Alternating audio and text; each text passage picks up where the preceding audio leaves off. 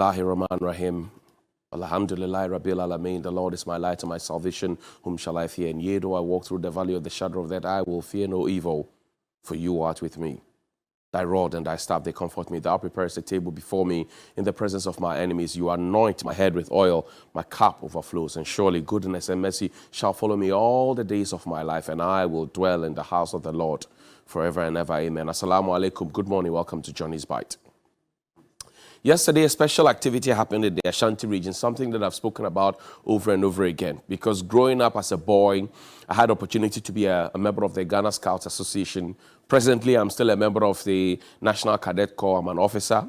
And congratulations to all the officers. We had opportunity for the Red Cross and the Girls Guide and all those groupings that taught us a very, very important value that will help our nation grow: volunteerism.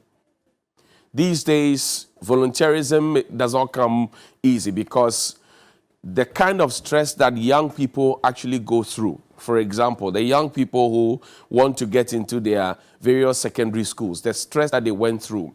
And after they're done with that, the stress that they will hopefully go through trying to get accommodation when they get to the universities. It doesn't engender and encourage them to volunteer for anything. The child who is in that village who has to sit for BEC, ICT option and does not have access to electricity, has not seen a computer before, you cannot be talking about volunteerism to that kid because they've been disadvantaged right from the get-go. So yesterday, under the banner of the National Youth Authority, when the Vice President of the Republic, Alhaji Dr. Mahmoud Bawumia, had mentioned that volunteerism was coming back to the front burner, I was happy about it. So congratulations to the NY, congratulations to the Vice President for this approach. But while I say congratulations to you and salute you for this initiative, I say but because we have seen projects in the past launched beautifully, concepts generated nicely.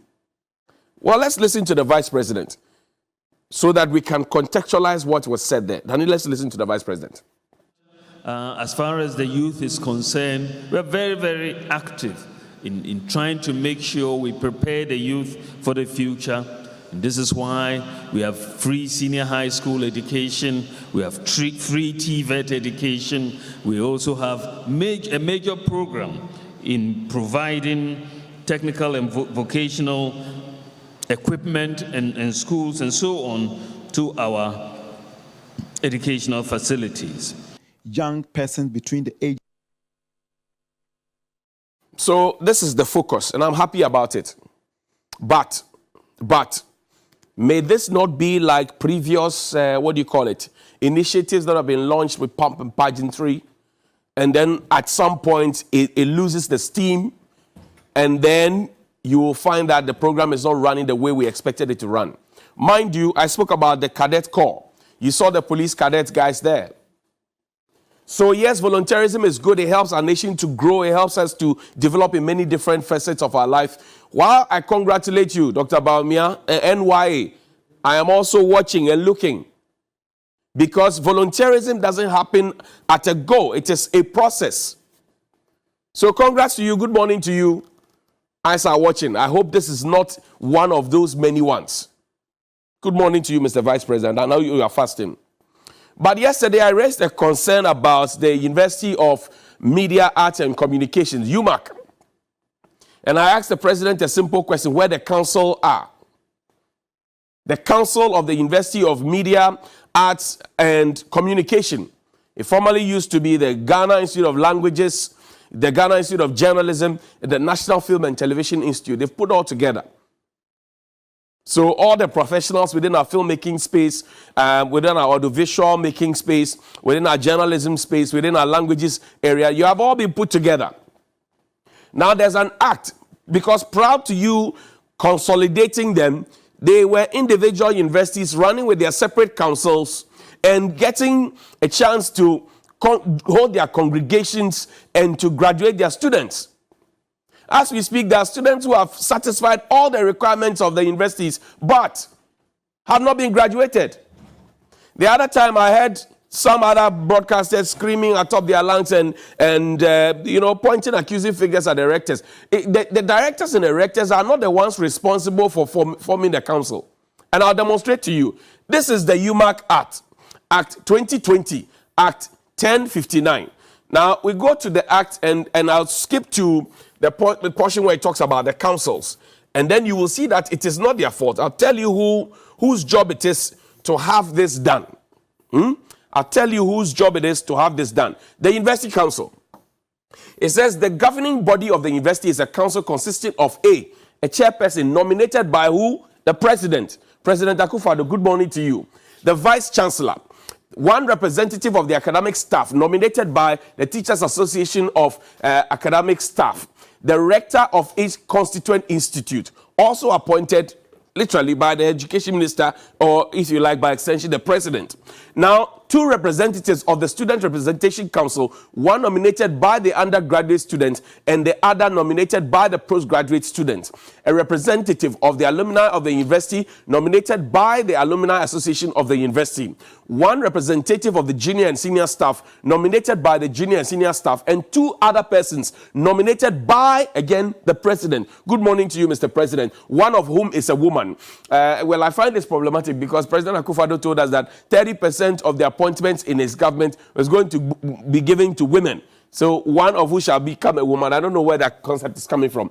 But clause 2 says the president shall, in making the nominations under paragraphs A and H of subsection 1, have regard to the academic qualifications, leadership qualities, gender, expertise in finance, management, knowledge, and relevant experience in media, arts, and communication. The president, 3, shall, in accordance with Article 70 of the Constitution, appoint the chairperson and other members of the council. President Akufo-Addo, good morning to you. Where is the UMAC Council? Now, 4, the chairperson of the council shall, in the absence of the chancellor, preside at the congregation and other ceremonies and meetings of the university.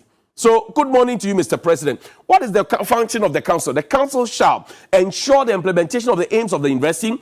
B, determine the strategic direction of the university. C, monitor and evaluate the implementation of policies of the university. And it talks about promotion of income-generating activities, control the finances of the university, ensure the creation of an environment of equal opportunity for members of the university on the recommendation of appointment committee, blah, blah, blah. But you also know that universities are supposed to award degrees. And prior to this, you would have seen that it's in the act somewhere, award of degrees and all of that. So now the question I'm asking this morning is this. Why is it taking so long to have the council constituted? And it is on your lap, Mr. President. It is on your lap, Mr. Education Minister, to have by this time recommended to the President, Dr. Yao Educhum, and your deputies, to have recommended to the President who should be on that council. If the council already running the individual constituent schools, GRL, GIJ, and NAFTI, are competent enough to have run it up until this time, what possibly could be holding it? Can't we consolidate and get it done? Or are we hoping to change one or two people there? That's okay if you want to change people. But what's the basis for changing them? Because they have been running the institutions.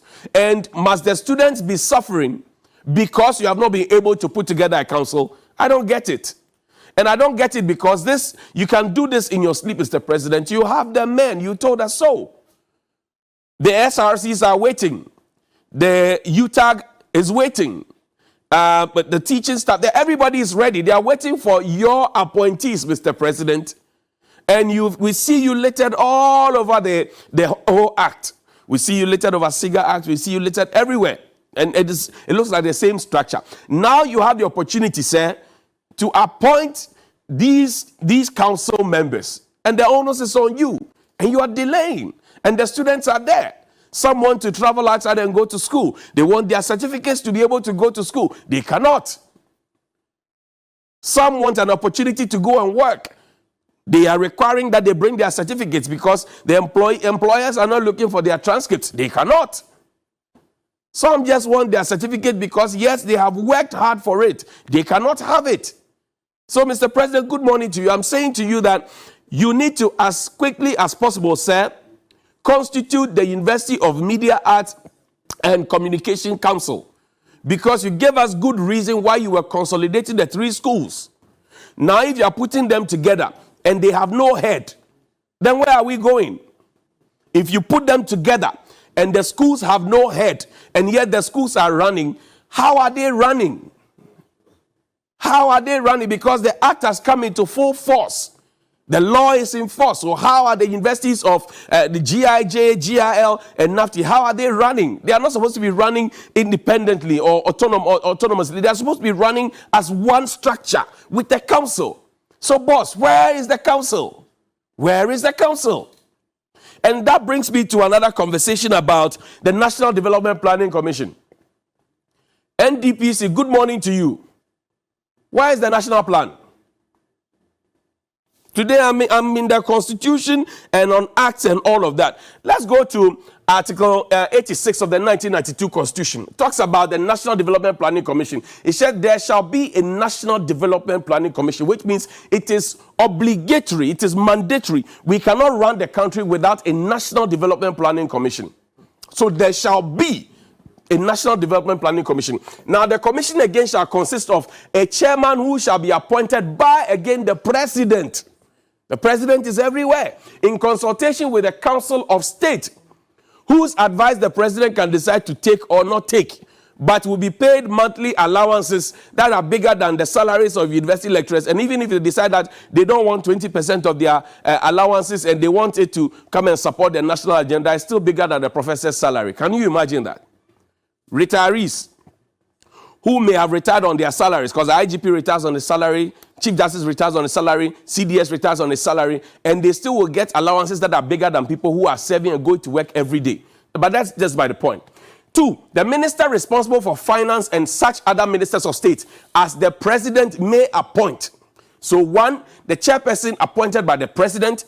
2, the minister responsible for finance and such other ministers of state as the president may appoint.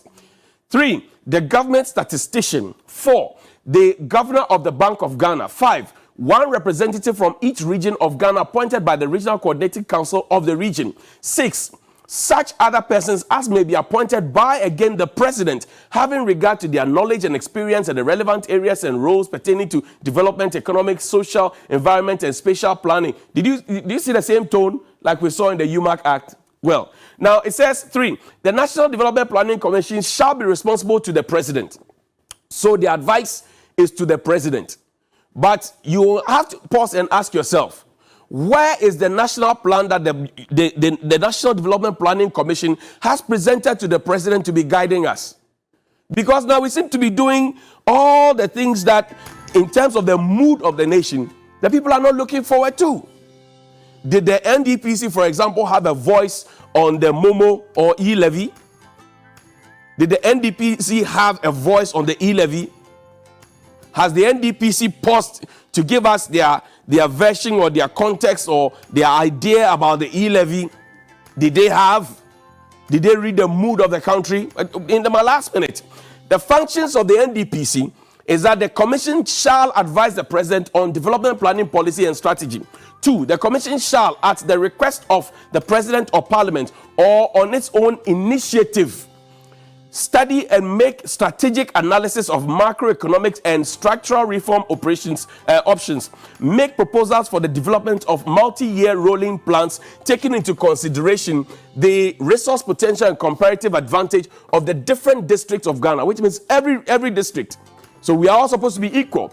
Make proposals for the protection of the natural and physical environment. Make proposals for ensuring that even development of the District of Ghana by the effective utilization of available resources, and monitor, evaluate, and coordinate development policies, the programs and projects. The commission shall also perform such other functions relating to development planning as the president may direct. This morning, with all the big grammar, I am asking the NDPC a simple question. Where is our national plan? Because a country that has no plan, that plans to fail, then means that we failed to plan. And the way we are going, where every political party comes and they decide that, oh, let's go this direction, it would have been better not to have the NDPC at all than to have the NDPC and be in some of the mess that we find ourselves in. So NDPC, wake up, smell the coffee, give us a plan. Good morning.